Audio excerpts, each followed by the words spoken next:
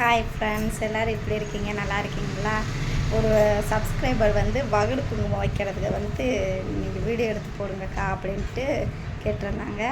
வகுடு குங்குமம் தான் வைக்க போகிறோம். வாங்க பார்ப்போம். இந்த மாதிரி லைட்டாக எடுத்துக்கோங்க.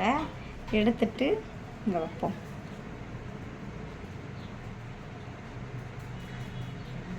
கோபுரம் மாதிரி எடுத்தாச்சா? எடுத்து விட்டுட்டு இல்லை மாமா,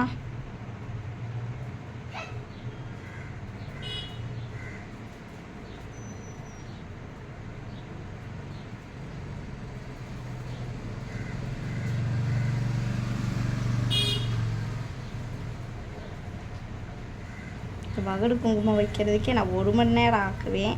லேட்டானாலும் பரவாயில்லன்ட்டு நான் வகுடு குங்குமம் இப்படி தான் வைப்பேன். ஏன்னா எனக்கு வகுடு குங்குமம் கோபுரம் மாதிரி வச்சா தான் எனக்கு ரொம்ப பிடிக்கும்.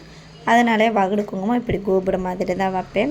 ஒரு சிலர் கேட்பாங்க, நீ வகுடு குங்குமம் அச்சு வச்சு தானே வைக்கிற அப்படின்னு சொல்லுவாங்க. இல்லை, நான் கல்யாணம் முடித்ததுலேருந்து இப்படி தான் கோபுரம் மாதிரி வைக்கிறேன்.